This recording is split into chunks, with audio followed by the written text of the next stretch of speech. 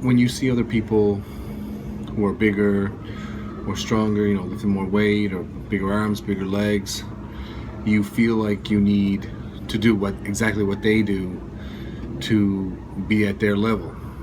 Now, for instance, you could say this guy squats 500 pounds, he's got big legs, that means I have to squat 500 pounds to have big legs. And that's not true. Squats are probably one of the best exercises for legs, obviously, just an example, but there's different ways to train, you know, to develop your body. And not everybody has to do the same thing. Not everybody has to lift the same amount of weight.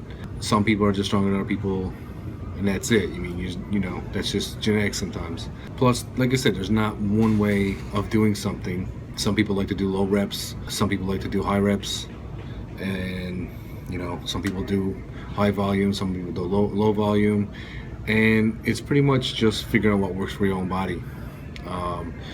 But the point I'm making is that you don't have to follow exactly what someone else does. I mean, I'm guilty of this too, because I always felt like I had to lift a certain amount of weight when I see someone who's bigger or better, and I think I need to do what they do. I mean, I take some of the things people do and I'll try them, but sometimes it's like I'll try to lift heavy as these other people and it just doesn't work for me. Or, you know, doing high reps sometimes doesn't work for me. So it depends. I just found what works for me, and I think you guys need to do the same and not worry about what other people are doing. You know, there's not one way of doing this, so you need to find your own way. I mean, it's great to learn things from everybody, because I mean, that's all this really is a learning process.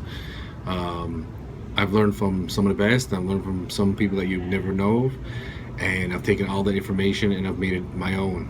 So, I mean, someone could take something that I do and find it really useful, but maybe not everything I do, and get something from somebody else, you know, or tweak it to the way they want to do it. So the whole idea is that you don't need to do what everybody else is doing, or, you know, some people don't need to eat 8 meals a day. You don't need to eat 10 ounces of protein a meal, you know. I mean, if you're eating 6 and you're growing, why are you going to take more? You know what I mean? But some people do need more food. Like some people do low carbs, some people do higher carbs, and some people do high fats, low fats. So the point is, don't worry what everybody else is doing.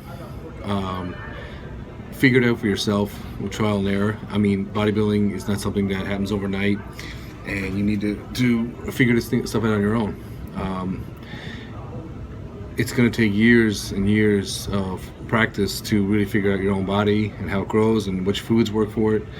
So trust yourself sometimes, and don't always worry about what everybody else is doing.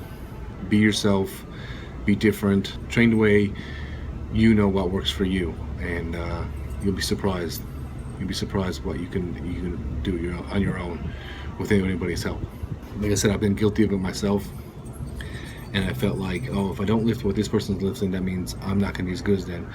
And that's not true, because I know guys, and I know some people who lift really heavy and are not big at all.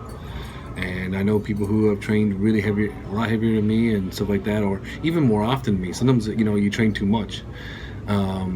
And I've beaten them on stage, and this guy's twice as strong as me or twice as big as me. It's not always about the biggest guy wins too. So it's all just what you want, and figuring out the look you want, just what works best for you. So trust yourself, learn from others, obviously, and then make it your own.